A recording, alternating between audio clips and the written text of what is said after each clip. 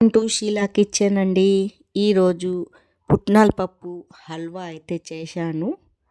Taste మాత్రం చాలా బాగుంటుంది ఈ పుట్నాల పప్పు హల్వాని. మీ ఎంతమందికి ఇలా పుట్నాల పప్పు హల్వా ఇష్టం ఉన్నదో కామెంట్ బాక్స్లో కామెంట్ చేయండి. నేనైతే ఫస్ట్ అయితే ఒక ప్యాన్ పెట్టుకున్నాను. దాంట్లో పుట్నాల పప్పు అయితే వేసుకున్నాను. దాన్ని మంచిగా దూరగా అయితే ఎంపుకున్నాను. ఇలా బాగా దూరగా అయితే ఎంపుకోవాలా. పౌడర్ పడటానికి మాడనీయొద్దు. సిమ్ము మంట మీదనే దూరగా ఎంపుకోవాలా. తర్వాత చల్లగా అయిపోయాక మిక్సీలో వేసుకొని ఒక 4 ఇలాచీలు అయితే వేసుకున్నాను. తర్వాత మిక్సీ పట్టుకున్నాను.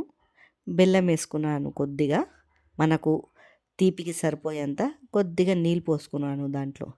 తర్వాత నెయ్యి అయితే వేసుకున్నాను కొద్దిగా బెల్లంలో. దీన్ని మంచిగా మొత్తం కరిగిపించుకోవాలా. చూడండి, ఇదంతా మంచిగా కరిగిపోవాలా.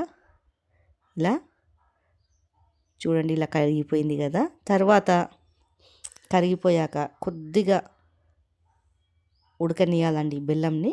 తర్వాత ఈ మిక్సీ పట్టుకున్న పుట్నాల పప్పు పౌడర్ని ఈ బెల్లం సిరప్లో వేసేయాలి. వేసినాక మంచిగా కలబెట్టుకోవాలి. ఇదంతా ఏం లుండలు లేకుండా మంచిగా కలబెట్టుకోవాలి. సిమ్ము మంట మీదనే కలబెట్టుకోవాలి, మాడకుండా. చూడండి, ఇలా కలబెట్టుకుంటున్నాను అంతా. ఇలా అంతా కలబెట్టుకొని బాగా పైనుంచి మరో నెయ్యి వేయాలి. ఇలా వేసుకుంటా కలుపుతూనే ఉండాలి. కింద మాడిపోతుంది సిమ్ము మంట మీదనే.